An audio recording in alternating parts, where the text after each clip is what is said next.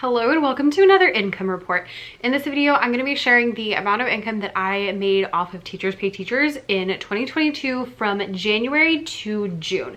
So June just wrapped up, so I have the first 6 months of TPT income to share with you now. If you're new around here, hi, I'm Becca. I'm an elementary music teacher who shares music teaching things online and now helps share all that stuff with you so that you can also share all of your things. That was a lot of sharing, but you know, here we are. And I have been on Teachers Pay Teachers for 3.5 years now, so we're almost at 4, and I love to share these income reports because when I first started, I just had no idea what was possible and how much money I could make on Teachers Pay Teachers.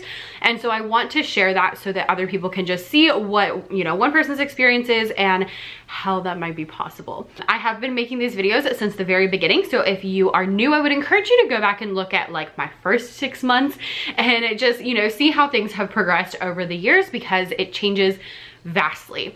With this income report, there's 3 things I'm really excited about actually that I'll share after I share the numbers.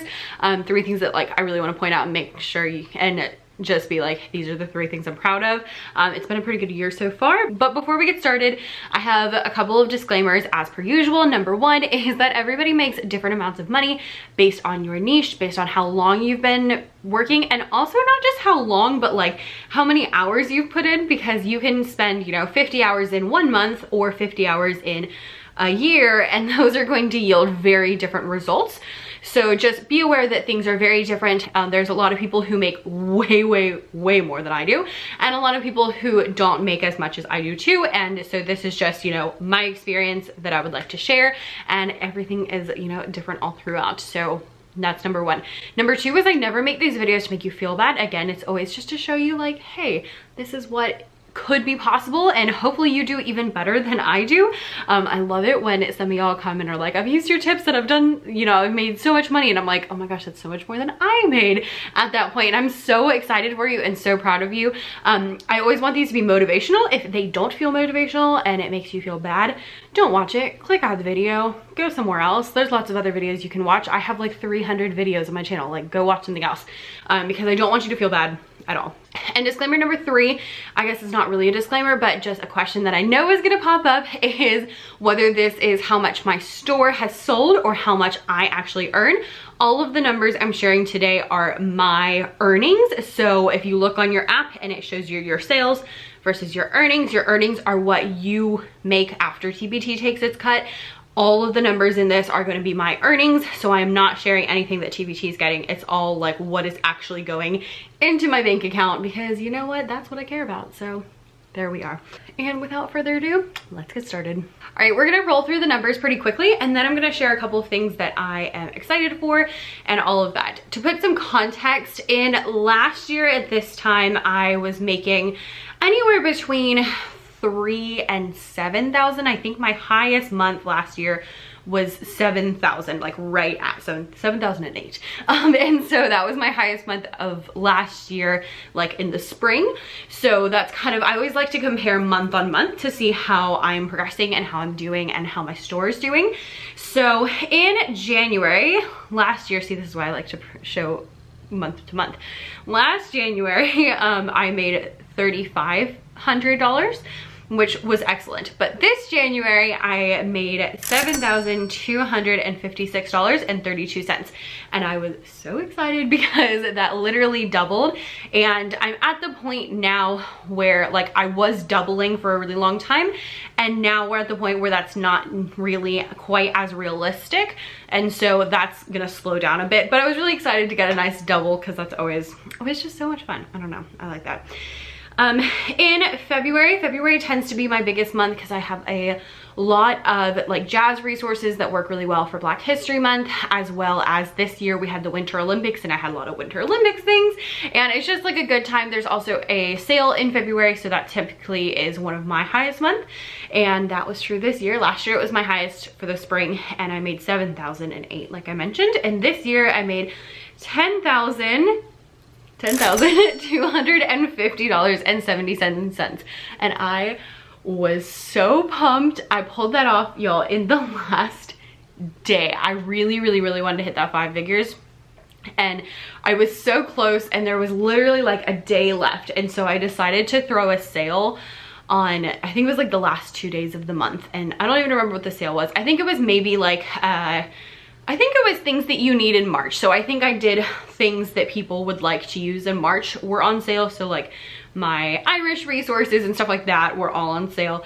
And because I have cultivated my email list over the years, my sale was very successful. And I ended up like crossing the threshold on the last day, which was super, super, super exciting. So I was very, very happy about that. Bought myself a new bracelet. But there you go. After that, I will warn you, it does go down and down and down after that, but you know, it's okay. In March, I made $7,394.76, which is about what I was expecting to make, and very content with that. In April, I made $7,030.50. So that was also very nice. Then in May, I made $6,711.60. And then wrapping it up in June was $1,606.66.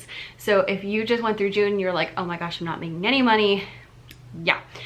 Although that is still 4 figures, it is a very small percentage of what I made in the other months. So it all kind of works out like percentage wise to how much you make.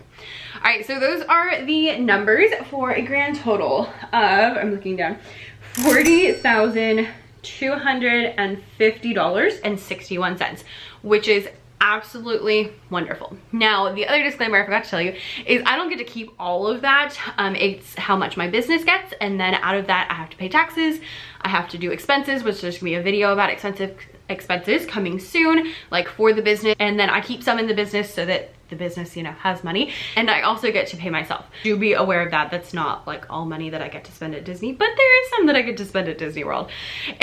Anyway, there's a couple of things I want to point out that I want to mention to like just, you know, show the things that I really want you to pay attention to. Number one is that my June was over $1,000. This is the first year that I made over $1,000 in June, and hopefully we'll be able to scrape that out again in July. So I'm hoping this will be my first year where every month, including the summer, was in the thousands. So that was one thing I'm really excited about. I know it's not much, and you're probably like, that's, you know, like going from 7,000 to 1,500 is a very big jump, but because I know that that's going to happen, I'm able to prepare myself. I'm able to look into some other ways that I can make money so that in June I was still making money. In July, I have some really big plans for things that I'm going to do off of TBT that are going to help to increase that income so that it'll kind of buffer it a little bit. And then I also am strategic about making sure I'm saving during the months when things are better so that I have extra money when things are slower, because I just know that that's going to happen and I expect that to happen. So that's number one. Is I'm really excited that I was able to make over $1,000 in the summer, and also for you to really think through your year and make sure that you're, you know, covered for those months that are going to be slower. Number two, I was really pumped to get to 10,000 because that was a huge achievement, and as you saw, not any of the other ones came really anywhere close. Yeah. The highest month I'd ever had before was 77,780.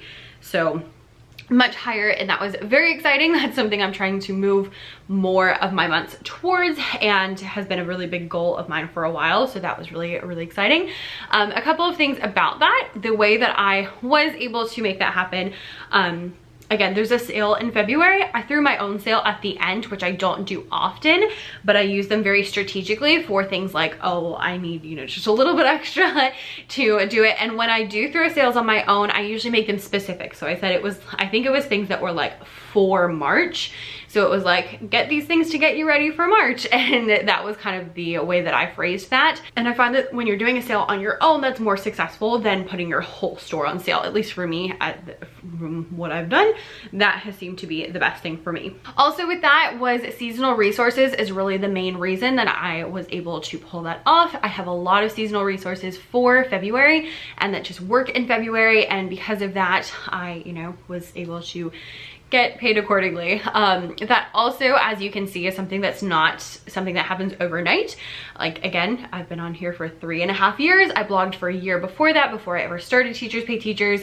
So it's been a long road to that. And what I really attribute that to is really making sure that I was focusing on long-term strategy, and specifically like email list, blogging, YouTube, those kind of things that really, and like making lots of products that just really like fed the long term, that really have been able to feed my business over and over and over, to the point where I was able to throw a sale and, you know, make a couple extra $100 in just a few hours, because I have spent so much time cultivating my email list, getting people, you know, to get on there and all of that. That's something I find really profitable, and that's why I make such a big deal about it for you.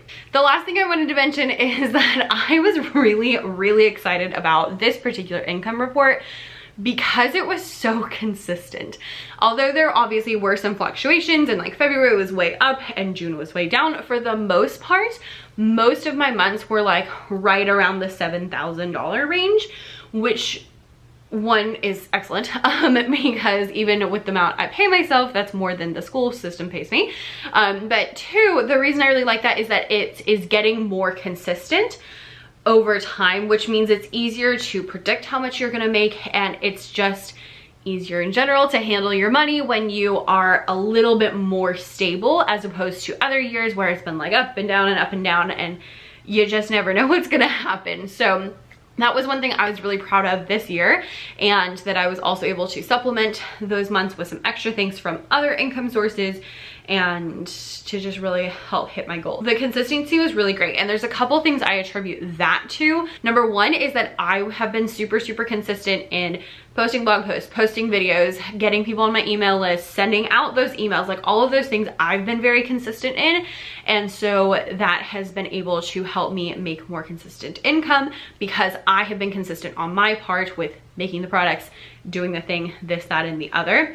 The second thing is I really looked at my year and looked at the seasonal products, and specifically looking at where I was like missing seasonal products. So looking at, like I saw, you know, in February I have a lot of stuff, but I actually didn't have that much for like the springtime, which was ironic because all of the jazz resources I made for Jazz Month in April, but then they sell better in February. Which was a really funny thing. The first year I was like, what is happening? So I didn't have a lot of spring resources. So that was something I looked at this year, was like, how can I have more spring resources so that I can, you know, kind of boost the sales in that area? And just in general, really looking at like those type of things. I am getting a little bit away from the seasonal resources because I have so many. I have a couple still on my list for the fall, but for the most part, I'm going to be working a lot more on evergreen products in general for the sales to be a little bit higher. Maybe without quite as many spikes, but we shall see. And those are the two main things I would say that really attributed to how it has been able to be a little more consistent. So I'm looking forward to the fall and seeing what happens. I have big plans, so we'll see how it goes. I hope this video was insightful. If you have any questions about anything, leave them down below in the comments.